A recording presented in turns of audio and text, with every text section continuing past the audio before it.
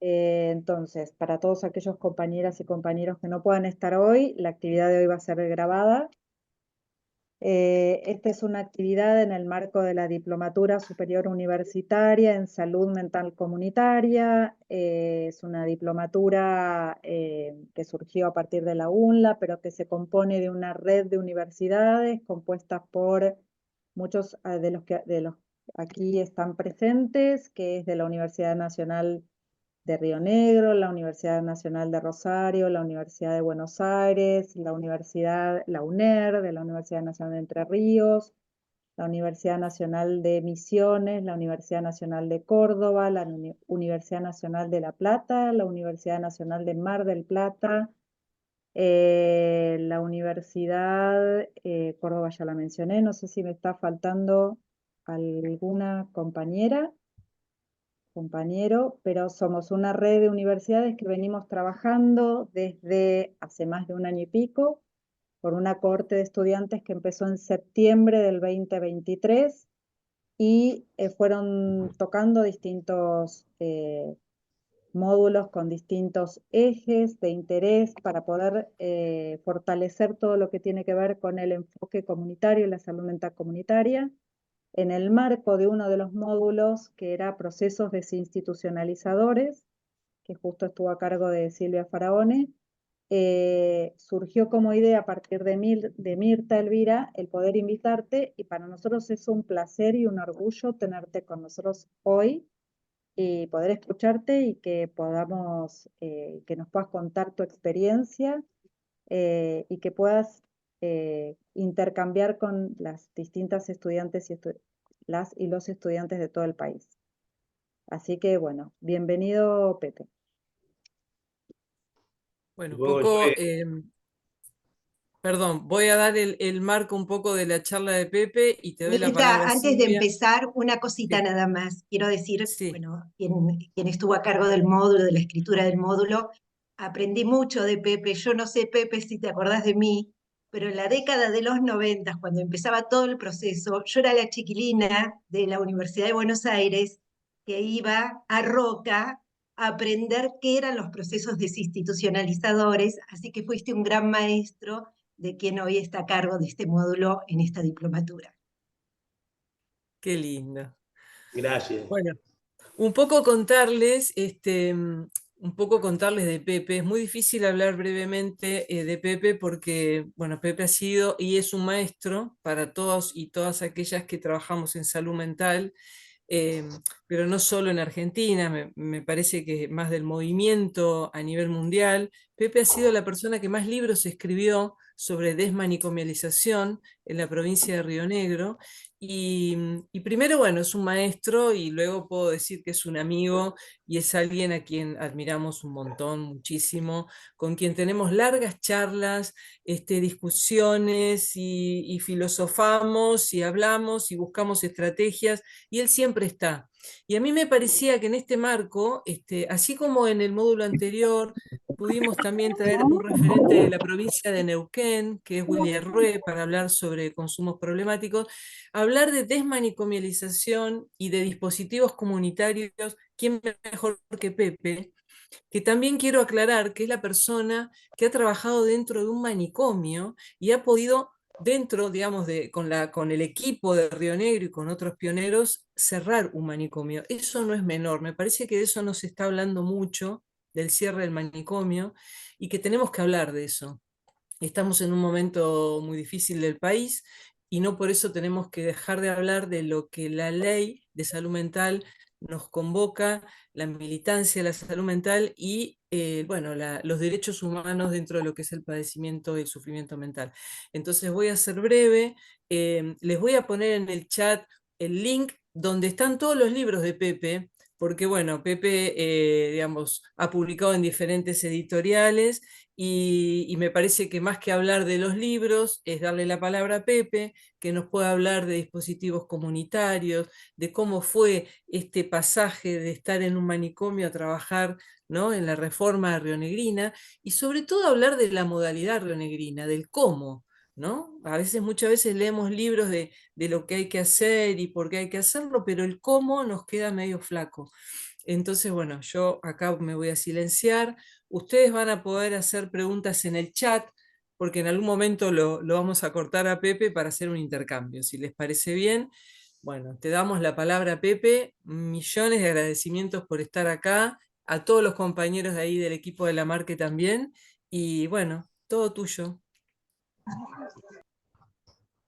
Nos vamos a silenciar, así se escucha bien tu voz.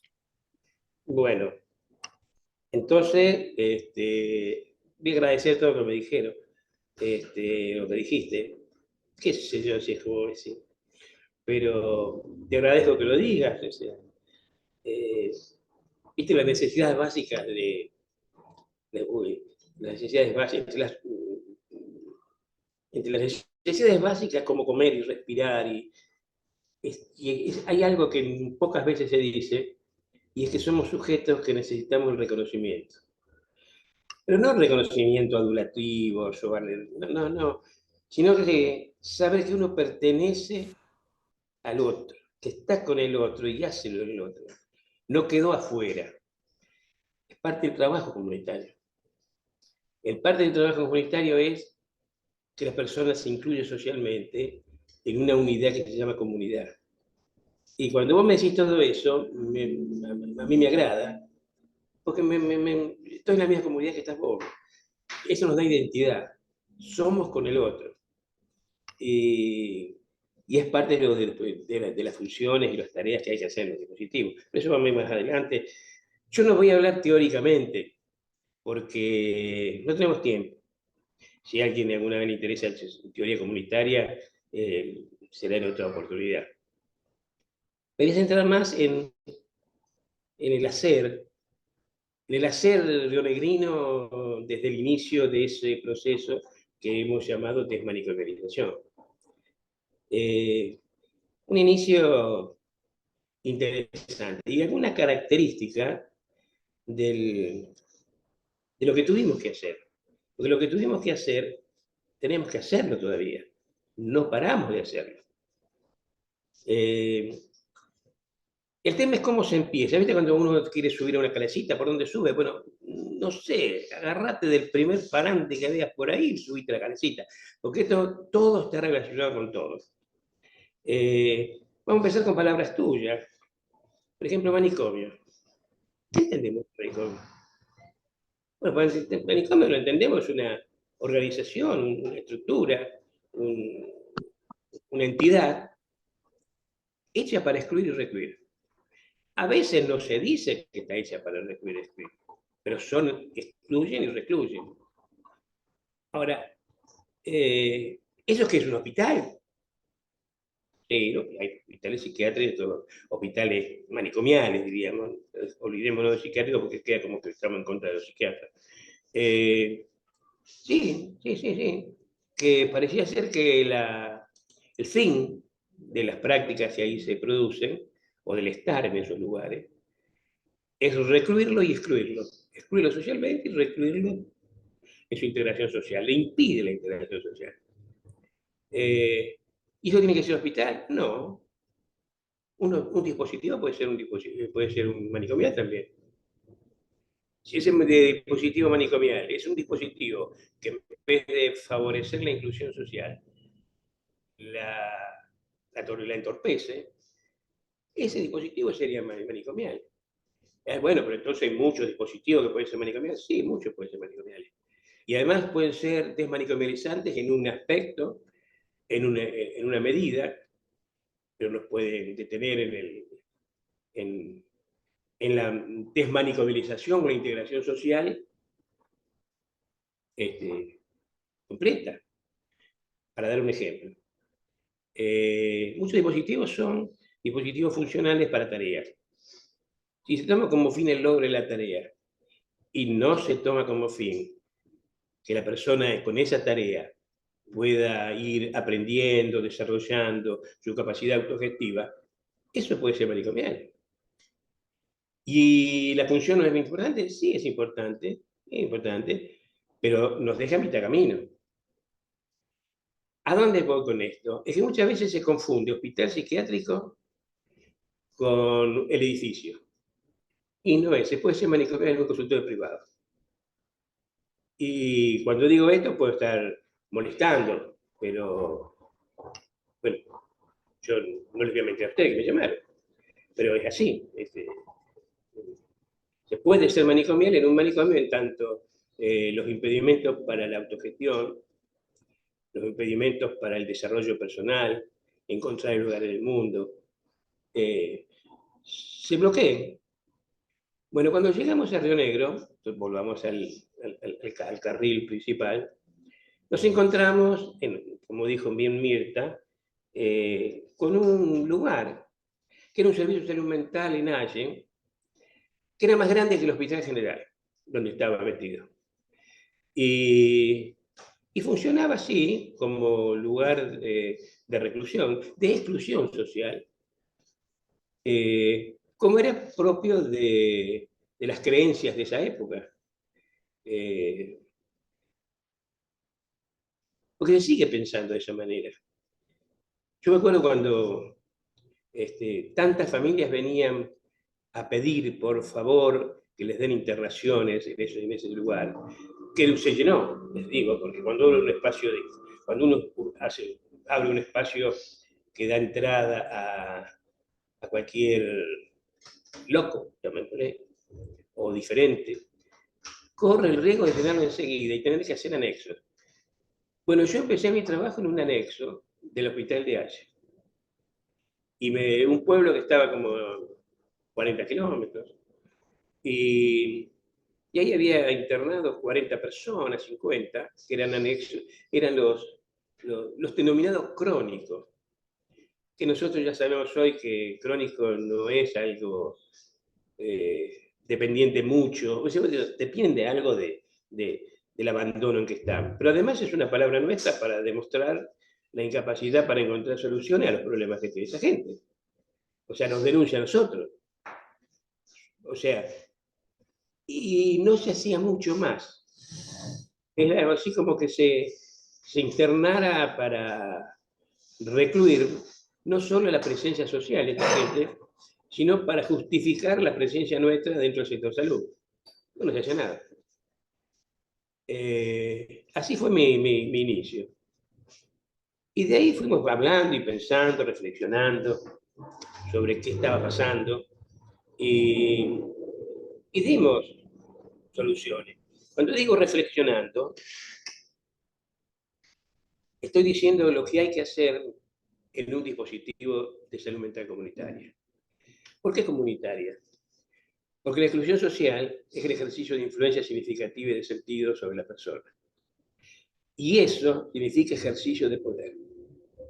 Cuando se ejerce el poder para recluir, excluir, tenemos que saber que eso va más allá del encierro. Implica la capacidad de pensar, la capacidad de tener autogestión, la capacidad de planear su propio destino, de tener proyectos. Es una persona anulada en lo esencial, porque eso es lo que se ve en las personas que están ahí. Con lo cual empezamos a hacer un replanteo también sobre cuál debía ser nuestro rol como trabajador de salud mental. Acuérdense que estábamos en años peligrosos. 5 años, yo entré 5 años antes del evento democrático del 83, y de aquel entonces se hablaba muy poco del sentido de la vida, la autogestión. Estamos encerrados entre discursos médicos, biomédicos, para decirlo, o psicoanalíticos duros. Con todo el respeto que yo siento sobre la biomedicina y con todo el respeto que siento sobre el psicoanálisis. Pero no creo que no se usaba para replantear estas cosas, sino que se usaba como nada. Conversaciones que trataban de justificar la realidad que nosotros veíamos padecer a esta gente. Y bueno, en un momento descubrimos que existe una fuerzas sociales que están operando en el estar, en el hacer de esta gente. Yo estoy hablando de Allen, estoy hablando de cuando estábamos en Allen y empezamos a observar lo que estaba sucediendo y mucho a pensarlo en el momento que pudimos pensarlo, porque el momento fue a partir del 83. Hay que ser realista. Si no hubiéramos tenido que nos favoreció la capacidad de pensar cosas que eran obvias a cualquier observación, no sé cómo, esto hubiera tenido mucho más lento el camino. Nos empezamos a dar cuenta que lo que nosotros tendríamos que hacer fundamentalmente era que permitiéramos a aquella gente que confiaba en nosotros, los usuarios, nosotros llamamos usuarios, no tanto enfermos, por razones que después las puedo decir, permitirles desarrollar un hacer que lo fuera constituyendo como sujetos sociales, que es para mí uno de los principales motivos del dispositivo. Porque es muy difícil desde hospitales grandes, para decirlo de alguna manera, dar la posibilidad de que dentro de su dinámica diaria conductual, se permita el hacer cosas que nos vayan constituyendo como sujeto autónomo. Están llenos de normas las instituciones. De hecho, las instituciones son espacios normativos, delimitados por normas. Y además dan categoría de realidad a lo que está ahí adentro. Lo que está ahí adentro lo gana gracias a esa naturaleza normativa que tiene ese espacio en donde la gente se mueve. Entonces había que hacer trabajos institucionales. De pronto nos encontramos, más que nada a partir del 83, en que lo que teníamos que hacer era buscar espacios, lugares, estructuras también, en donde se permitiera la reflexión libre y que permitiera relaciones que fueran constitutivas de un sujeto nuevo, un sujeto social. Pero eso, ¿qué es entonces? Bueno, ese es nuestro criterio de cura. No es reparativo. Un dispositivo de salud mental, interdisciplinario, como somos, ahora me voy a meter en el tema interdisciplina. En aquel entonces trabajamos psiquiatras, psicólogos, trabajadores sociales, psicopedagogos, esas cosas estaban dando vuelta. No tanto mucho de lo social, pero había, pero de pronto nunca estaba integrado en un todo, porque es casi imposible integrar en un todo esos saberes. Parece que las disciplinas son saberes, obviamente, son saberes organizados. Y era imposible porque tienen su propio marco normativo que guía el pensamiento. Con lo cual, reflexionar en ciertos lugares es muy difícil porque uno va a pensar lo que las normas indican que piense. ¿Y cómo desmanicomializamos entonces? Si la desmanicomialización es directamente hacer una persona autónoma que pueda ir haciéndose sujeto en la medida que va haciendo cosas que sienta suya, que le vayan creando una subjetividad, que vayan asentando una subjetividad. Bueno, al principio no sabíamos qué hacer. El hospital nos puso mucha resistencia, y ojo que estamos hablando de hospitales generales. El gran mérito que nosotros nos vimos consolidado en el año 91, 92, cuando la ley se promueve, era que habíamos logrado que los hospitales generales sean las estructuras institucionales que atiendan la salud mental. No los hospitales monovalentes psiquiátricos o neuropsiquiátricos. Y de pronto empezamos a ver que necesitábamos, además, trascender ese lugar y esas estructuras. Cuando yo digo esto, muchos compañeros nuestros, los míos, se asustan. Pero vos estás planteando que el éxito que hemos hecho queda corto, y yo tengo que decirles, para ser sincero, sí, queda corto. Porque aún el hospital en general es un mundo de señales, es un mundo de normas, es un mundo instituido en donde lo autogestivo y la constitución del propio ser a través de lo que hace está muy limitada. Y bueno, ahí nos aparece la idea de dispositivo. Y no será posible crear algún lugar en donde se pueda pensar de otra manera y se pueda vivir y convivir en agrupación que no sea exactamente la normativa institucional.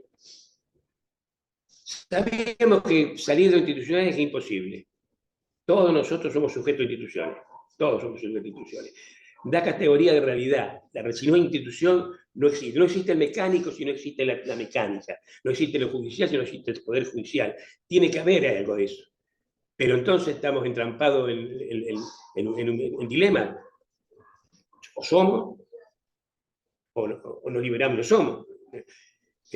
Bueno, teníamos que pensarlo, y lo llegamos a pensar, y creemos, y la interdisciplina fue clave. Porque la interdisciplina significa que cada disciplina debería trabajar asociada para lograr un objetivo. Vamos a llamarle objetivo por ahora.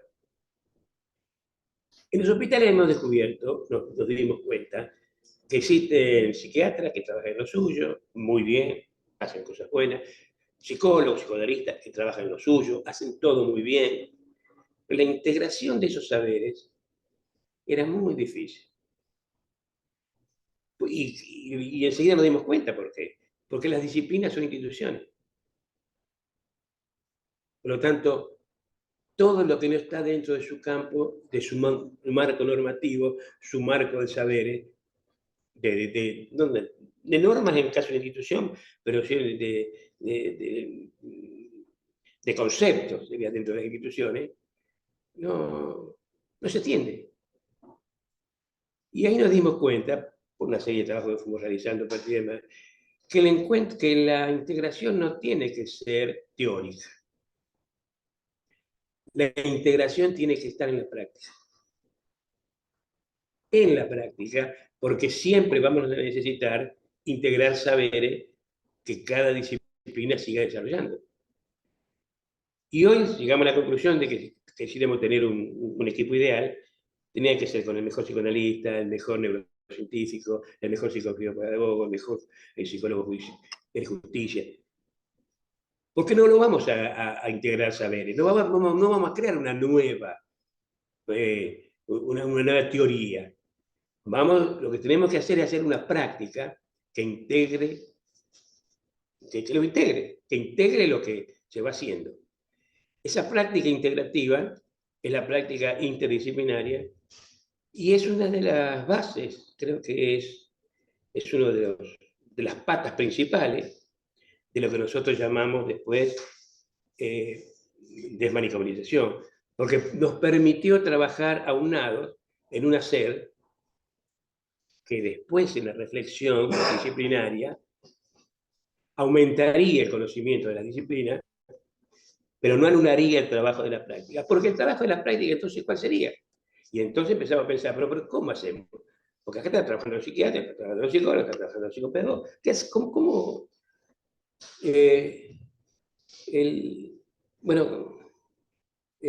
¿Qué hacemos, no? Y nos dimos cuenta que había como dos fines. Porque por un lado estaba el fin para llegar a una cura, ¿no? Para llegar a una terapia curativa, algo que ayude, que la gente sienta que eso sirve. Por un lado estaba la interdisciplina. Está bien, integrar saberes en una práctica. Pero había otra cosa más. Lo que nosotros buscábamos era la inclusión social. Que la persona aprendiera, porque no es la palabra exacta, que la persona pudiera ayudarla que pueda a integrarse en procesos de vida. Yo diría productivo, pero no, es de vida, vivir. Y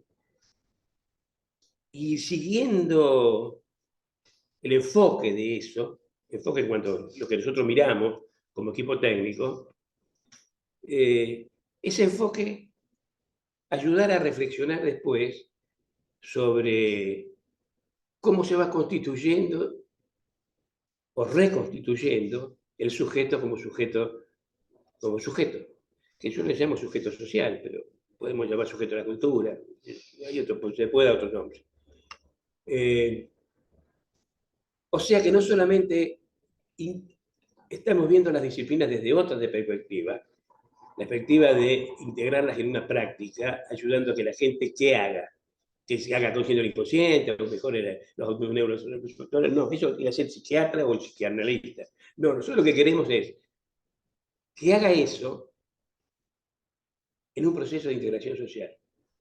Tan es así que hoy en día los que más o menos manejan esta concepción se centran mucho en los logros de integración social y no tanto en el desarrollo sintomático, para decirlo de alguna manera, que van teniendo las personas con respecto a sus respectivos fines institucionales.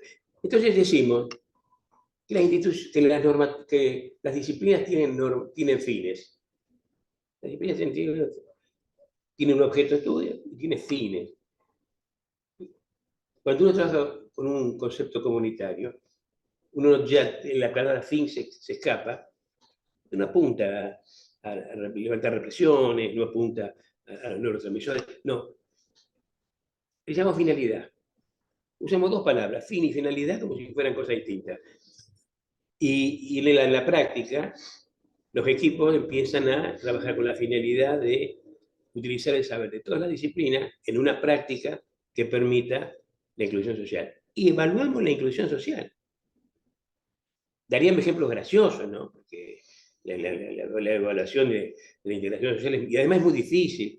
Los que trabajan sobre metodología saben que es tan difícil buscar criterios e instrumentos que midan esos procesos. Pero nosotros lo tenemos que ir haciendo en equipo, también utilizando nuestra metodología. ¿Y nuestra metodología cuál es? ¿Científica? ¿Filosófica? Menos mal parecida a la filosófica que científica. Nuestra metodología es de reflexión-acción. Permanentemente la reflexión nos obliga a tener objetivos en la práctica. Y así fue como se fueron constituyendo los equipos. Equipos chicos que en la reflexión diaria evaluaban el orden que seguía un tratamiento. Y bueno, y nos dio los criterios de dispositivo. Entonces, ¿cómo es? ¿Qué es un dispositivo? Mira, un dispositivo puede servir para un montón de cosas, siempre hay que fijarlo para algo, pero el dispositivo comunitario es un lugar donde se favorece y se observa, se enfoca la mirada de los técnicos en el diario hacer, en el diario vivir. Tanto es así que nosotros llamamos a este tipo de tratamiento, cuando en el diario hacer vamos viendo los resultados y vamos interviniendo en la medida de lo posible, para que sea autogestivo, no para que sea obligado, ver las resistencias que tiene una persona para asumir su responsabilidad y demás, le llamamos tratamiento en la vida cotidiana. Y claro, cuando uno habla de tratamiento en la vida cotidiana y empieza a observar los elementos, el ejercicio de influencia significativa de sentido, el ejercicio del poder para recluir, excluir, para cualquiera de nosotros, eso siempre está presente, nos damos cuenta que ese tipo de tratamiento no se puede hacer uno por uno. También es complicado hacer uno por uno. De hecho, lo hacemos apelando al imaginario, al registro imaginario, lo hacemos porque podemos ir a un consultorio y trabajar sobre eso, pero mucho mejor es si lo hacemos en dispositivo.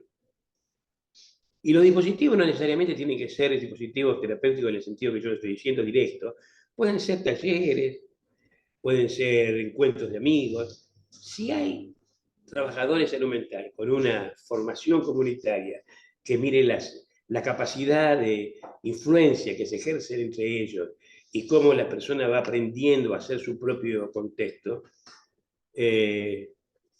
bueno, se puede hacer psicología comunitaria y se puede hacer trabajo comunitario, se puede hacer un servicio salud mental comunitario, a lo mejor basándose en encuentros que muchas veces se creen que son deportivos, que son lúdicos, pero técnicos que estén entrenados en enviar esta característica de la capacidad de influencia significativa y de sentido, cómo nos ejercemos poder para ocupar un lugar social, ayuda mucho.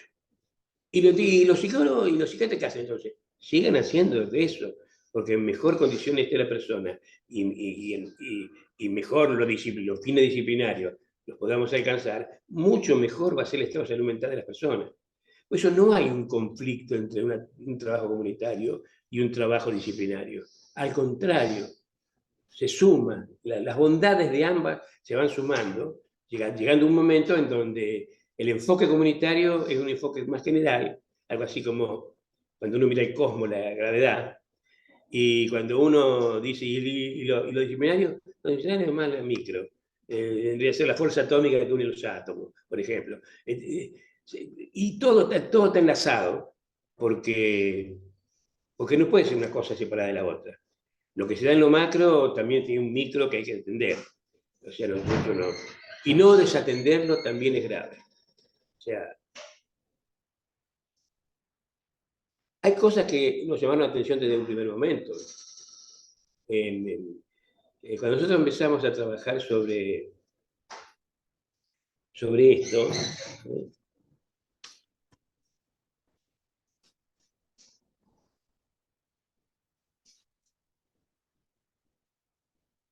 tengo un machete acá de cosas que yo había escrito antes.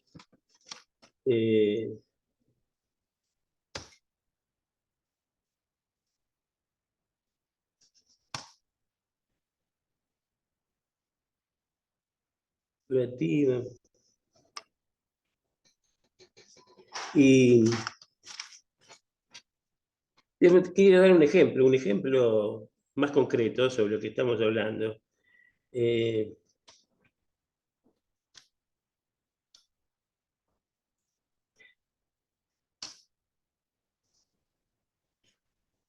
Bueno, un dispositivo podemos considerarlo desde esta perspectiva que yo le estaba diciendo, como el lugar de la cura. ¿En qué lugar se puede curar una persona?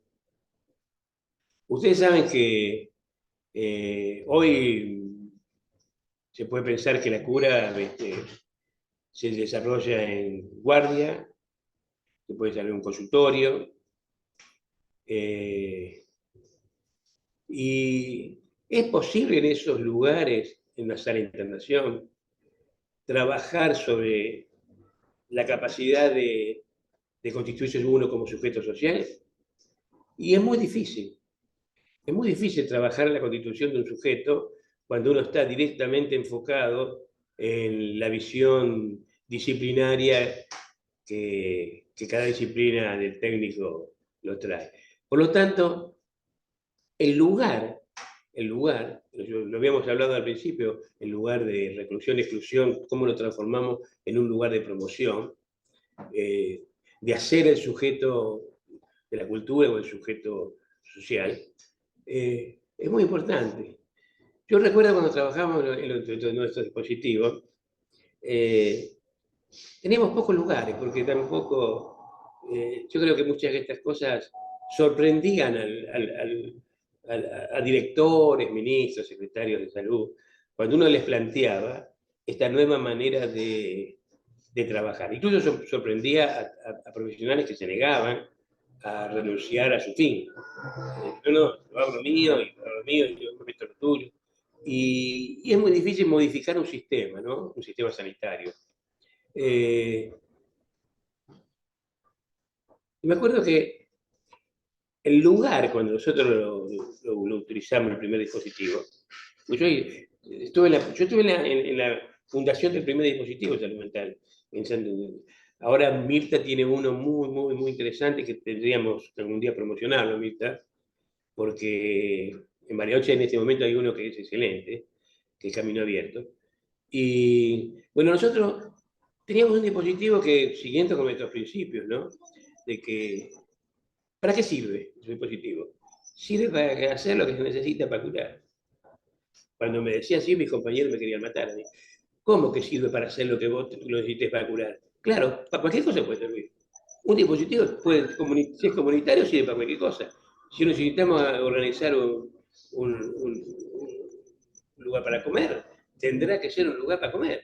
Y si necesitamos organizar un lugar, ¿por qué eso? Y porque un dispositivo, el espacio, se termina configurando de acuerdo a lo que se necesite para curar. ¿Curar cómo?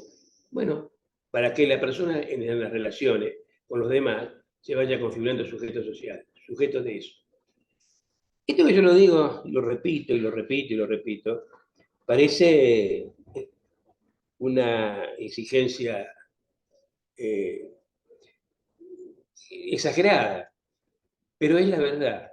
Es muy difícil cuando uno tiene estructurado muy bien un espacio y ese espacio sirve para una cosa, poder transformarla en otra. Imaginemos que una persona no tiene, no sé, en Buenos Aires, pero acá en Río Negro, en invierno, no digamos nada en Bariloche, un lugar para dormir esos días de nevadas. En el Alto Valle donde yo estoy serán de lluvias y frío. ¿Qué enloquece a uno? Que no tiene un lugar social, no tiene un lugar, ni siquiera social, no tiene un lugar. Entonces, un dispositivo puede servir como lugar para satisfacer una necesidad inmediata. Muchos me dicen, no, porque si hacemos eso, distorsionamos todos los trabajos que podemos estar haciendo con otros dispositivos. Sí, puede ser, puede ser. Entonces lo dejamos morir afuera, en el medio del frío. No, dicen, no, pero la municipalidad se tendrá que hacer cargo. Una de las cosas que yo he aprendido es que siempre buscamos la solución en otro lado y nunca en nosotros. Siempre buscamos la solución, que normalmente la familia, ¿no? No, que se haga cargo la familia, que se haga cargo la familia. Bueno, que se haga cargo la familia. Nuestro planteo es, un dispositivo de salud mental comunitaria tiene que estar para brindar todo aquello que se necesita para curarse, para vivir. Porque vivir la en el fondo, el tema de la vida. El tema de la vida, el principal valor social que puede haber. Y bueno, en algún momento usamos dispositivos para dormir. No. Vas a manicomializar inmediatamente ese lugar y se va a llenar de gente para dormir. Bueno, dejo la pregunta. Hay una alternativa, pedir por nota al director que haga un hospital de noche y hágala. Las experiencias que yo tengo es que fracasan casi siempre, y cuando hacemos se llena el otro día y ya no tenemos entrada y tenemos otra cosa. Y esto tiene que ver también con el dispositivo. Los hospitales que están normatizados,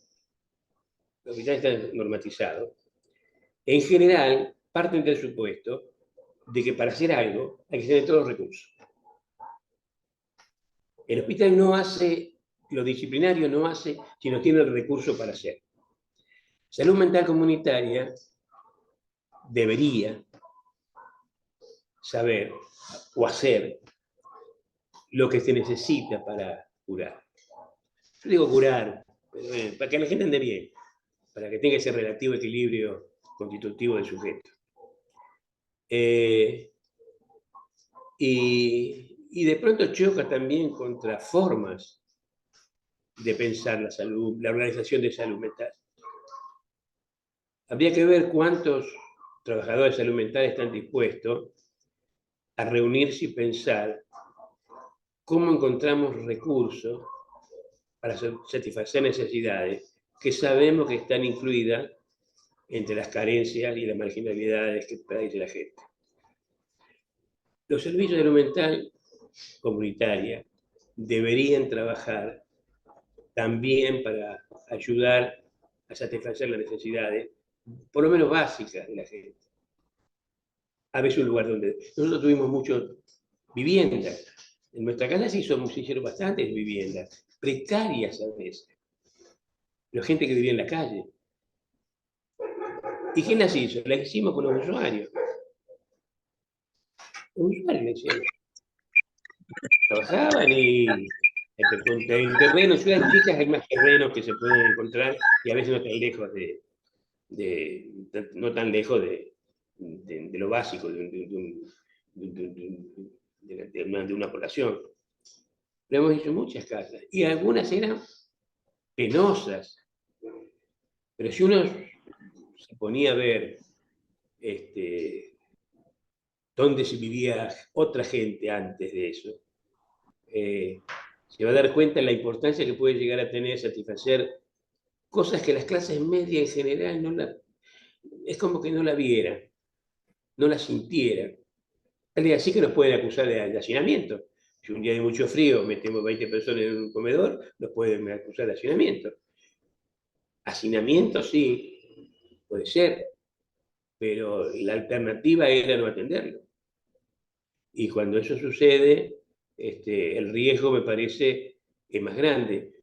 ¿Qué estoy diciendo con todo esto? Estoy diciendo que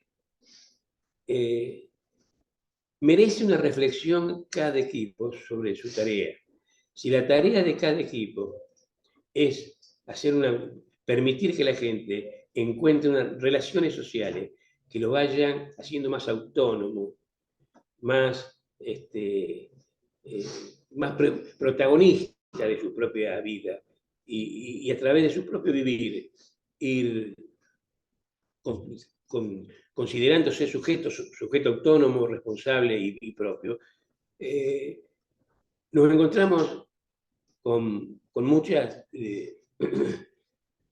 límites que tienen que ver con las costumbres, que tienen que ver con la moral y con las instituciones. Las instituciones, por otro lado, están hechas para el lugar, especialmente el establecimiento, ¿no? El establecimiento está hecho como para encontrar un objetivo general y los dispositivos generalmente se hacen como estructuras secundarias, diría yo, pero son anexas y además son más autónomas, más libres de pensar de otra manera y de comportarse de otra manera que el establecimiento que es más rígido y más normativo. Eso es la desinstitucionalización de la práctica.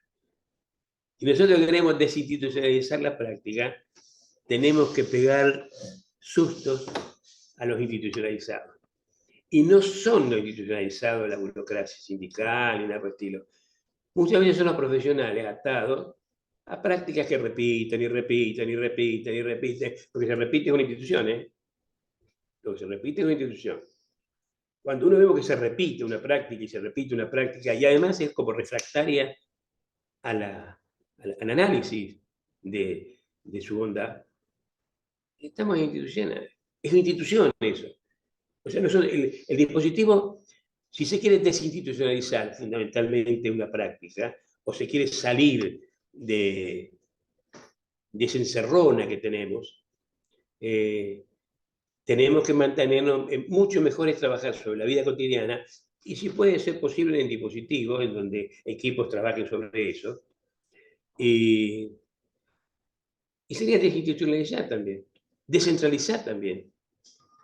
También es descentralizar, podríamos descentralizar la práctica porque podemos trabajar desde una escuela, tratando de ver el ejercicio de influencia que la escuela puede producir en el sentido de que quita autonomía y quita protagonismo a los alumnos, por ejemplo, o a los mismos profesores, para que nos ayuden.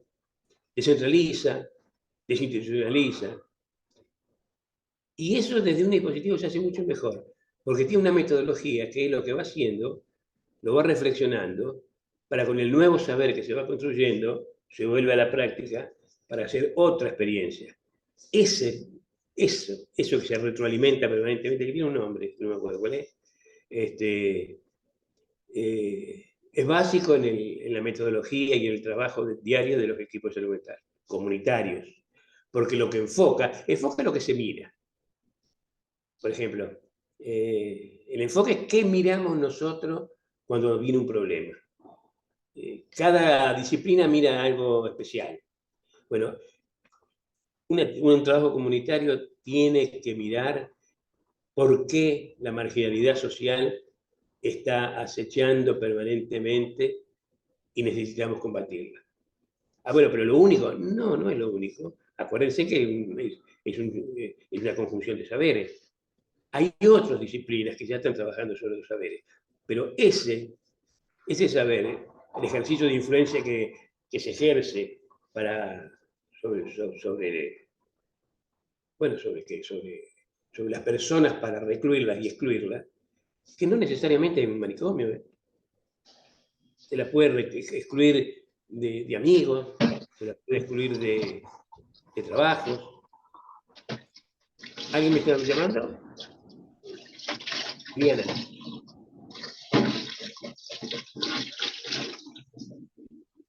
¿Podrían silenciar, por favor? Liliana. Sí, se escucha, Liliana, si podés cerrar el micrófono. Pepe, mientras quizás ustedes puedan escribir en el chat algunas preguntas, porque Pepe abre, ¿no? Tenemos la cabeza llena de preguntas ahora, más que antes, pero yo quería por ahí, Pepe, si vos podés un poco traer el tema de lo que fue la resistencia, porque digamos, pensando en que tenemos compañeros de todo el país y muchos compañeros y compañeras están trabajando en esto de ir cerrando algunos pabellones, de tratar de trabajar en lo comunitario, de luchar por este artículo de la Ley de Salud Mental que nos indica el cierre de los manicomios y la apertura y la internación en hospitales generales. Si vos podés contar algo de cómo fue, vos estuviste ahí, digamos, ¿no? Sos una persona que estuvo dentro del manicomio de Allen y estuvo trabajando para generar estos dispositivos. Digo, ¿podés quizás hablar de ese momento bisagra? ¿Qué hubo apoyo político? ¿Qué hubo en ese momento que nos puedas transmitir? Que quizás podamos tomar para, bueno, otras líneas en otros lugares del país, ¿no? Aquellas épocas, son las épocas heroicas, son las épocas de leyenda, porque son épocas que, a lo mejor todo lo que estoy diciendo ahora es una imaginación casi de ciencia ficción, pero cuando nosotros empezamos la desmanicomilización, que se llama ahora, no lo trabajamos como desmanicomilización. Se empezaron a constituir los equipos y empezaron a observar cosas que yo estoy diciendo ahora, que la marginalidad, por ejemplo, debería ser de categoría psicopatológica. ¿Por qué no? ¿Por qué la represión se la considera un represivo, y estar al margen de lo social y lo constitutivo del sujeto no es psicopatológico? Tiene que ser. Y si uno empieza a trabajar en eso, y se empieza a dar cuenta que uno de los principales problemas que tienen las personas muchas veces es encontrar un lugar que sea propio, un lugar social. ¿Por qué no atendemos entonces a la marginalidad como un elemento mórbido del estado mental? De hecho, ¿es consecuencia o es causa de marginalidad de tantos estados mentales? Nosotros creemos que es consecuencia, no, tal vez que estar mal. Se marginó solo. Saquemos curemos la locura, pero si es causa, puede ser causa. Y de hecho es causa porque Cuando uno, eso tiene que ver con el instituido, pero es teoría comunitaria y no tenemos tiempo, pero vendría a ser así. Cuando uno margina a una persona de un lugar, por ejemplo, el lugar de la justicia, siente que con ellos con alguien no es justo, o que se lo califica de no educado, que no sabe nada, que eso actúa después para que no pueda saber nada, o es consecuencia su estado mental de no saber. Nosotros decimos que somos, ya que hablan del yo a veces, yo sigo a Blecher, ¿no? Blecher hablaba de yo grupo, el yo es grupal. Y yo hablo de yo, grupo, contexto también. Yo y otros más. Somos yo, grupo, contexto. Yo soy con el contexto en que vivo, yo soy en el grupo que participo, yo soy ahí. Soy social, porque soy sujeto social. Si yo no tengo, me marginan de los establecimientos educativos, de los dispositivos formativos, educativos, de la educación como institución. La educación, yo no soy un sujeto educado. La educación queda aparte, que queda, no me puedo pensar, porque la institución, ese es el grave problema que tenemos en este momento. Y cuando nos dimos cuenta de eso, que cuando uno margina a alguien de algún lugar, por ejemplo deportivo, la persona no puede pensar en términos deportivos, ese es el peor mal que se hace a la persona. Cuando uno se lo margina de estructuras deportivas, la gente no puede pensar con categorías deportivas. No las puede pensar, porque uno es yo, grupo, contexto. Y los contextos no solamente son físicos, son socioculturales, son valorativos. Uno participa de una comunidad en ese sentido. Y claro, vamos a encontrar gente que en sí mismo se presenta de esa manera. Eso, pensar, saber que para hacer algo uno tiene que sentir que es parte de eso, nos llevó a todo este trabajo. Pero vos me estás preguntando otra cosa, Mirta. Vos me estás preguntando cómo habíamos Tengo empezado. preguntas sí, tengo preguntas en el chat. No, yo lo que te preguntaba es un poco para ver por dónde, ¿viste? Por dónde se puede, porque yo entiendo que fue un momento, como vos decís, glorioso de apoyo político, ¿no? Como que hay un Sí, componente importante, que es el componente político, donde desde el ministro de Salud de Nación, el ministro de provincia, el director de salud mental, ¿no? Es como había una línea que permitía decir, che, vamos a hacer esto, ¿no? Estamos sí. en un contexto La difícil. línea, Mirta, la línea fue la línea que se abrió en el 83, que estaba permitido pensar. Claro. Se permitió pensar, se permitió ser libre en el pensamiento. Sentimos que eran años difíciles también, porque estaban todos los movimientos de eso todavía, reaccionarios que amenazaban con volver a un estado represivo, pero se intuyó que habíamos llegado a un punto en donde pensar era posible. Y yo no sé el nivel político supo lo que estábamos haciendo. No sé. Claro, Cuando porque por ahí se engancha. se encontraron con el fantasma ya había crecido y era grandote y ya había caminado por la calle. No sé si esto fue un problema que salió de arriba para abajo, o pongamos como querramos, eh, o salió de nosotros y un día tomó aire y se fue dando. Eso es toda una posición que podemos. Hubo grandes personas, hubo Cohen, y mi compañero, todos, Letón, ahí está, con Alberto Lucio. Pero yo no sé si ellos sabían lo que estaban haciendo. La desmarconización se concretó en un momento dado, porque el parto era a los 9 meses, no podía ser, no tenía que ser un plazo. Y se hizo el parto. En el 1991 se sale la ley y sale el primer dispositivo.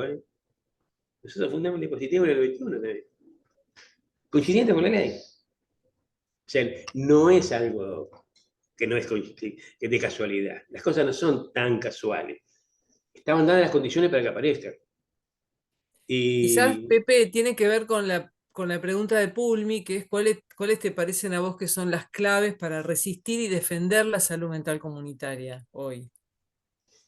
bueno, estamos viviendo una época muy mala, que es una época en donde la reflexión grupal no está instalada. De hecho, no hay mucha metodología en los hospitales para, no metodología, no hay mucha costumbre en los hospitales. A nosotros nos pasó porque para que se reúnan los que trabajan en salud mental y comiencen a pensar terapias, estrategias terapéuticas, prácticas de cada uno, cómo coincidimos y demás. Yo me acuerdo que nosotros hemos visto a los muchachos que se reúnen todos los días y están perdiendo el tiempo ahí reunidos una hora por día. No sé si vos en los hospitales los habrás escuchado todavía, pero algunos puede haber escuchado. Como que salud mental era un lugar en donde la gente se reunía mucho, eran gruperos, y no sabían que era imposible seguir avanzando nosotros en nuestra práctica si no reflexionábamos sobre lo que hacíamos, porque no sabíamos a dónde íbamos a llegar. La cura, a diferencia de muchos que andan con libros bajo el brazo, no estaba, sabíamos que no estaba en ningún lado. Bajo el brazo estaba todo aquel saber que ya se tenía, que generalmente era disciplinario. Pero el saber que no era disciplinario, que había que construirlo entre todos, no estaba escrito. Con lo cual, necesitamos crearlo y no lo podemos crear si no hacemos las reuniones, que era parte de la metodología de reflexión-acción. Lo que hacíamos lo reflexionábamos para poder en la próxima reunión ir con saberes nuevos a la práctica. Y en la reunión intervenían los distintos representantes disciplinarios, que ahí sí, ellos iban dando lo suyo, su posición, pero había que tomar una finalidad, y la finalidad era que ayudara a la inclusión social de la gente. Tal es así que cuando nosotros decidimos, ¿no? Tomar dispositivos o hacer este tipo de prácticas, no podemos estar en contra de los disciplinarios. No, porque yo tengo... ha sucedido incluso personas que estábamos atendiendo que nos indujeron a que no nos atendamos por ahora, porque decían, bueno, pues yo me siento mejor ya ahora si no están ustedes al lado mío. O sea, le damos cabida a la opinión del otro, no solamente en eso que hay que informarlo de todas las prácticas, no, sino que eran como dueños de su destino. Les reconocíamos que su destino, y por eso es que era bondad, no era bondad. Era que la persona se empieza a ser uno empieza a construirse como sujeto desde el momento en que nosotros podemos decidir sobre nuestro hacer, porque somos lo que hacemos. Somos lo que hacemos. Eso, si nosotros hacemos cosas por mandato de otro, siempre somos gente mandada. En un momento dado tenemos que asumir el protagonismo de nuestra propia vida, porque nadie nos va a poder vivir la vida por los demás. Y eso en la terapia, que parece una palabra así, de novela, no. Eso es incorporar esa práctica al sujeto que somos. Y esa es nuestra tarea, acompañarlo. Y tener cuidado también cuando acompañamos, ¿no? Por la sobreinvolucración que muchas veces nos pegamos. Y no sé, si tenés alguna pregunta, más, Mirta, a Sí, ver. Pepe, hay dos preguntas. La de Natalia, permitime que la haga después, Nati, aunque está primero, porque después alguien comenta sobre el operador de salud mental, la figura importante que nació en Río Negro, y cómo a tal punto es importante que hoy el jefe de, digamos, el coordinador de toda la provincia de Río Negro es un operador de salud mental, ¿no? Si nos querés hablar un poquito de cómo fue, cómo surgió Eh, esa figura, clave en la desmanicomialización, ¿no? Ay, sí, sí. Era una figura que no figura, que no, una figura que no figuraba, claro. Está bien dicho. En ningún organigrama. Es más, cuando empezamos nosotros con el tema de dispositivos, pensábamos que lo ideal era encontrar enfermeros o agentes sanitarios, que era lo que... Y, ¿Y por qué lo pedíamos esenciales? Y porque queríamos otra gente que no fuera psicólogo, psiquiatra, trabajador social. Trabajador social empezaron lentamente a integrarse, porque al principio eran más médicos, psicólogos. Eh, Porque nos dimos cuenta que este trabajo tiene mucho de vida cotidiana. Y nosotros lo que observábamos era el vivir cotidiano para poder desde ahí determinar las resistencias a la interacción social, los problemas y demás. Y los profesionales a veces no bajan a tierra. Y yo soy profesional, no bajan a tierra. Están viviendo en el mundo de las ideas. Y el mundo en cambio, la gente, la gente el común, el sujeto, la familia que atendíamos, eh, estaban con... El padecimiento no era imaginario, era sentido. Porque hay tres planos en el registro mental: el sentir, el imaginar y el hablar. Y en esos tres planos, nosotros sentíamos que necesitamos a alguien que esté acostumbrado al sentir el problema, no a imaginarlo y, y representarlo así con formas normativas. Bueno, fuimos a buscar al hospital y el hospital nos dijo que no, no, porque no tenían gente. No, enfermero, no tenemos gente, no nos alcanza pecho, eso. Y me acuerdo que había una jefa de, no, una secretaria de Estado era, que fue a acompañar. Seguramente Hugo Coña mandó, porque era importante esto. Y cuando estábamos hablando, me acuerdo que en un momento dado me dice: Pepe, ¿se necesita necesariamente que sea enfermero o sanitario? Y nosotros teníamos nuestra idea, que para desarrollar esto de una terapia en lo cotidiano, cualquiera puede ayudar. Cualquiera puede ayudar. Tal es así que yo siempre planteo que muchos profesionales deberían trabajar más en lo cotidiano, entrando desde otro rol, ¿no? El rol de compañero de trabajo, de estadía y demás. Digo, sí, en principio nosotros creemos que cualquier persona puede ser recurso terapéutico, según cómo se use, ¿no? Pero, y ahí fue cuando me dijo, y eso es ya ha pasado tantos años, vamos a decirlo, me dice, por ejemplo, nosotros teníamos programas sociales que por ahí no los tenemos que dejar, porque el programa social, ¿viste? Si sirven,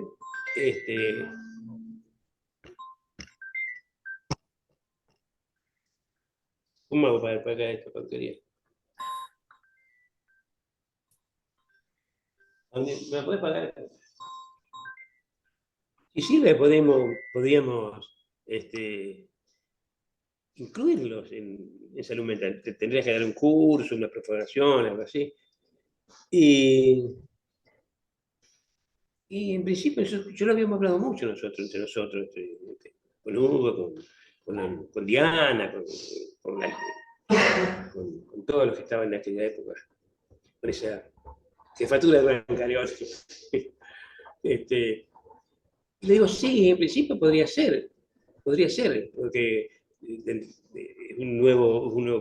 porque nosotros necesitamos gente que pueda hablar sin categorizar inmediatamente la situación desde lo médico, desde lo psicológico, y los operadores serían muy importantes, o sea, una figura que no esté ya tan pegada a una disciplina. Bueno, así empezó. El primer curso se dio en el 91. El primer curso se dio en el 1991, me acuerdo. Y los primeros operadores trabajaron en nuestra casa. Así que también empezó de forma improvisada. Y no empezó desde señalamientos de los políticos más altos, de un secretario de Estado, de un ministro, sino que empezó de una base o trabajadora que planteó que necesitábamos personal para estar en la vida cotidiana. Y nos dio mucho beneficio, porque cuando un profesional se acompaña con un operador, en general lleva dos saberes, dos sentires muy importantes. Y ¿cuántas veces nosotros hemos fracasado muchas veces en entrar en temática? Porque nosotros vamos con el puñal bajo el poncho, como decimos. Porque cuando uno en la vida cotidiana va y empieza a transformar su visión, que es ya no es el terapeuta, sino es una especie de mí. Digo una especie porque nunca se va la idea de que nosotros pertenecemos al sector salud. Pero empieza a tener sentimiento de que pertenece a la agrupación esa de origen. En la visita domiciliaria es muy importante esto que estoy diciendo. Eso que se sucede en ese momento, ese sentir que el profesión es como que permite transferir, se transfiere por algún canal emocional, o por un canal, por ciertos canales de simpatía, saberes sanitarios que la familia no cumple, no los tiene, porque son extraños. Y a veces nosotros somos extraños, y acordémonos que todo extraño es peligroso. Todo extraño es peligroso. Y como ya es peligroso, va a ser resistido. Entonces la resistencia que nosotros podemos tener, la podemos lograr muchas veces llevando a personas en donde el trato inmediato del operador se facilita. Eso es un argumento que no sé si algún sanitarista y algún ministro lo va a aceptar, pero para nosotros es fundamental. Y lentamente fue creciendo, porque en la medida que los servicios comenzaron a integrar operadores, se ve que, bueno, no hubo resistencia, porque nunca hubo una. Quizás ponga un límite, porque como hay un límite de médico, un límite de enfermero, pero el operador en Río Negro todavía se mantiene la idea esta, que corresponde a una salud mental comunitaria. Porque el día que la salud mental sea de otra característica, no sé cómo va a estar el operador. A lo mejor sirve para llevar historia clínica, pero hasta ahí llegaría. O no llega hasta ahí. Hoy Fíjate, Pepe, que esto que vos decís de dirimir poder, que la desmanicomialización es dirimir poder, que hoy en día el coordinador de la provincia sea un operador de salud mental, es coherente con esto que vos proponés, ¿no?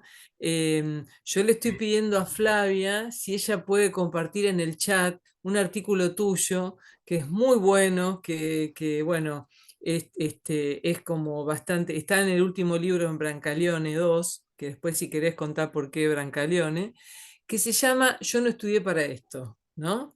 Que ahora nos podés contar un poquito por qué escribiste ese artículo, porque me parece importante que comentes, y si Flavia lo puede subir, yo se lo pasé. Y una pregunta, bueno, por un lado que cuentes ese artículo, por qué escribiste Yo no estudié para esto, y hay una pregunta de Natalia Antimilla que dice si considerás que se siguen sosteniendo espacios innovadores y reivindicadores de los logros de aquellos primeros tiempos de Río Negro. Bueno, ¿por dónde empezamos? Empezá por esa Si querés última, empezar, si querés. Dale. Empezamos por la última. No hay una revolución permanente. Cuando uno estudia las revoluciones, por ejemplo, la mexicana, lo que allá de esa famosa revolución de Viva Zapata, de Pancho Villa, ellos soñaban con una revolución. Creo que la revolución cultural china también planteó algo parecido, terminó, bueno, siendo una sociedad capitalista también. La revolución permanente, bueno, la lucha por el poder es parte de la naturaleza humana.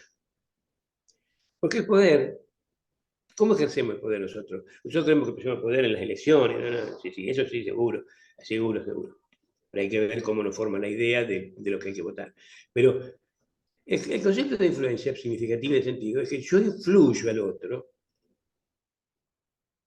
con ideas, significados de las cosas y el sentido de la realidad, de acuerdo a la propia visión que yo tenga de la realidad. Pero la realidad se construye. Yo la construyo, vos la construís, lo que está mirando la construye. Quiere decir que hay un permanente intercambio de influencia entre todos para dar como por resultado procesos ideológicos, incluso procesos culturales. Y no nos podemos parar a eso. Ahora, tenemos que regresar a formas represivas. Bueno, hay que estar atento. Hay que estar atento. La ley de salud mental la quieren sacar mucha gente. No piensan como nosotros. Tienen otras ideas, otros significados y otros sentidos que quieren dar a la realidad. Porque la realidad se construye, no es como nosotros creemos que es una sola, fija y continua. No, la construimos. Diariamente la construimos entre todos, dirimiendo influencias. Y a veces hay retrocesos. No me quiero meter por ese campo, vos conocés mi idea, pero a veces hay retrocesos. Nosotros estuvimos a punto de que la ley se anule en ciertos momentos. Y en ciertos momentos, y algún día puede, pero si desaparece para siempre, y no, la lucha sigue.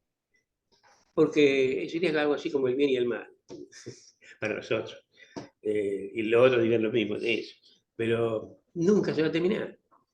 Por eso, cuando nosotros creemos que en Río Negro hay un retroceso a veces en cierto momento, y yo creo que en cierto momento puede ser. En cierto momento no podemos llegar a los hospitales a meterles metodologías y objetivos de inclusión social. Se mantienen con los fines disciplinarios, neurológicos, psiquiátricos. Pero bueno, Pero está tu libro, ojalá. ¿no? Hay un libro tuyo que se llama La leyenda continúa, que me parece que da respuesta a esa pregunta, ¿no? Se llama así, La leyenda continúa. Y ahí Flavia compartió, y digo, estamos como ya en los últimos 10 minutos finales de este encuentro, que por supuesto seguiríamos por horas, pero para mantener el encuadre, ahí compartió tu artículo, Yo no estudié para esto. Brevemente, comentá por qué escribiste ese artículo, que está en el libro Brancaleone, si podés. Brevemente es Sí, sí. difícil, pero bueno. Mira, sí, ni me acuerdo lo que puse en ese artículo, espero que no haya dicho disparate. Pero sí sé por qué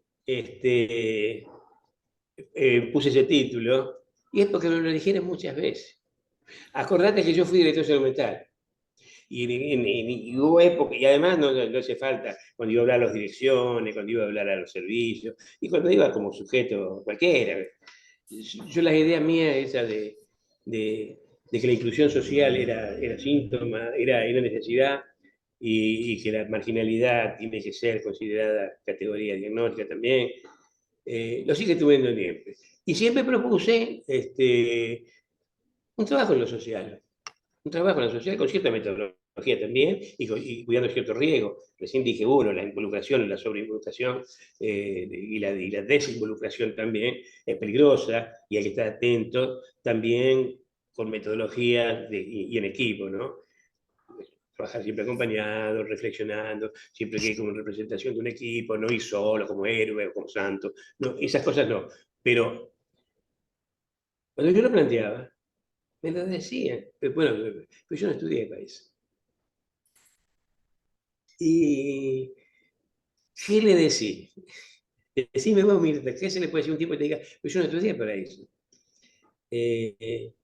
Las residencias en salud mental yo fui muy crítico también, muchas veces, porque creo que, y después las entrevistas muchas veces para que nosotros hacíamos había tantos demandantes para hacer la residencia que había que elegir. ¿Y cómo elegíamos? ¿Hemos elegido bien alguna vez? O siempre, mejor dicho, alguna vez sí. Porque la, este trabajo, este trabajo de involucrarse con la defensa, con las defensas que uno puede tener metodológicas y técnicas, hay gente que no la quiere tener. No, aquí no sé qué involucrar. Y en salud mental se puede trabajar sin involucración. Esto es una pregunta para hacer que todos tenemos que respondernos. ¿Se puede trabajar sin involucrar? Algunos te dirán, bueno, pero puedes tener un supervisor, puedes tener supervisión, y puedes tener... Sí, pero eso es lo disciplinario, ¿no? Pero en lo comunitario, cuando se trabaja sobre tantas cosas, se trabaja, uno las va a hacer si no se involucra un poco. Y si involucra un poco, es lícito, es lícito a los jefes, ¿no? A los conductores, proponerlo. ¿Con qué cara vamos a proponer que sufra o que se involucre a un posible sufrimiento? Porque la involucración implica un compromiso personal. Ahora, no tener compromiso, ya sabemos que salud mental es nefasto. Salud mental es nefasto. Si vos defraudás a aquel que depositó tu confianza y no le das aquello que cree que necesita, o cree que no le estás dando lo que necesita, sufre el doble. Ahora, darle lo que necesita es darle algo tuyo. Y si vos no le das, no lo das de corazón, te miran la cara y se dan cuenta. Que un servicio no responde a la consideración de sujeto social, a persona. Te mira y se da cuenta. Porque nosotros ¿Sabés, tenemos Pepe? defensa. Es No decir, digo, quiero comentar también para las compañeras y compañeros que escribieron en el chat, sobre todo, bueno, muy rico lo que escribiste, Gaby Letón, que has estado en la cocina, todo esto, pero como no hay tiempo de que te pueda leer todo el chat, yo lo que estoy haciendo es copiártelo para después mandártelo y me concentré más en las preguntas. Estamos cerrando este encuentro, que por supuesto daría para mucho más y hay mucho agradecimiento a tu persona, a tu trayectoria, Pepe. Me parece que podemos cerrar el encuentro con algunas palabras tuyas de recomendación o de aliento o de esperanza en estos momentos que vivimos, mientras yo te sigo copiando todo lo que te escriben en el chat. ¿Les parece? Para respetar ¿eh? que tenemos que terminar 20:30. Sí.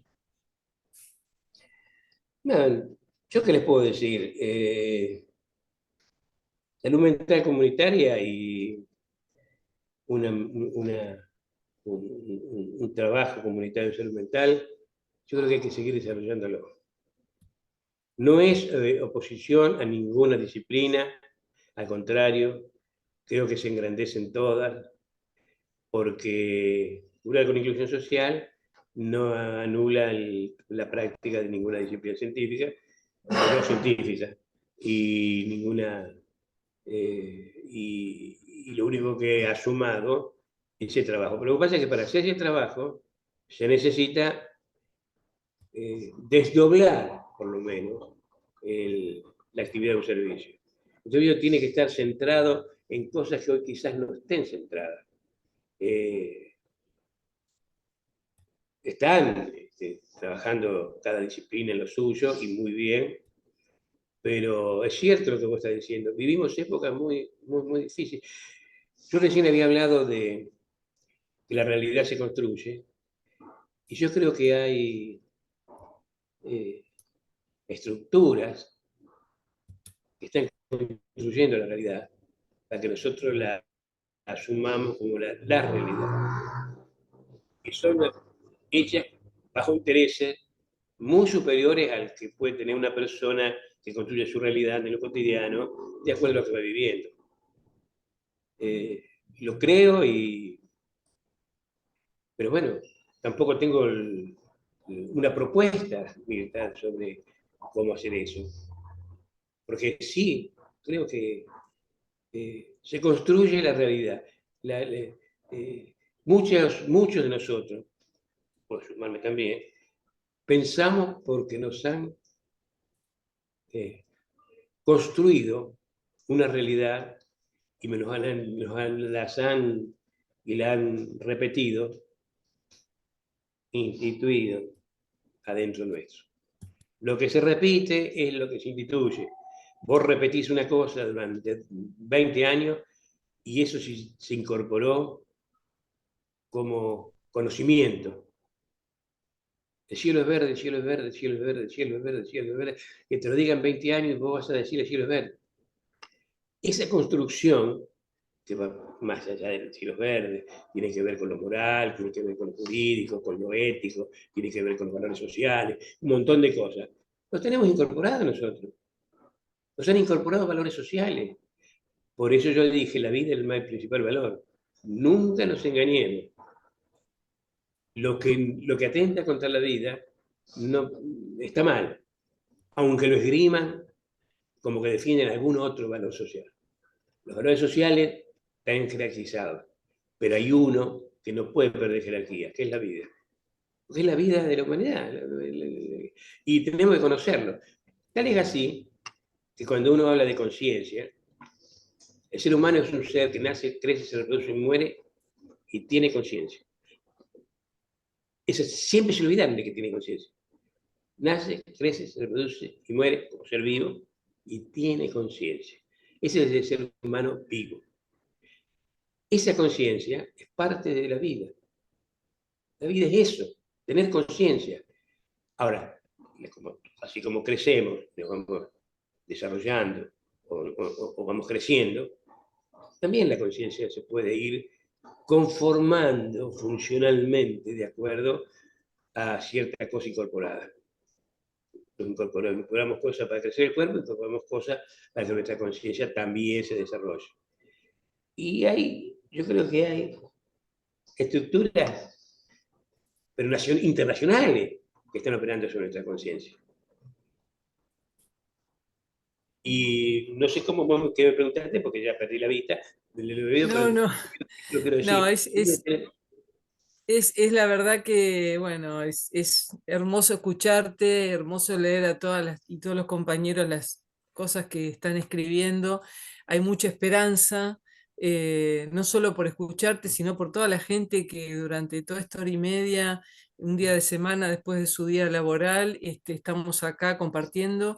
Y bueno, y nos da mucha energía también, Pepe, escucharte, ¿no? Como que nos reseteamos a veces en esto de no se puede, y no sé, a mí me pasa personalmente y por lo que leo también, escucharte a vos genera, sí, sí, podemos cambiar la realidad, podemos cerrar los manicomios, podemos hacer teoría comunitaria, podemos seguir capacitándonos y bueno.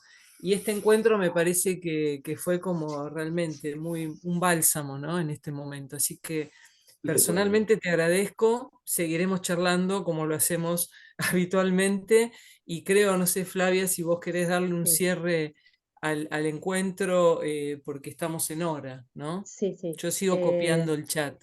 Perfecto. Bueno, muchísimas gracias, Pepe.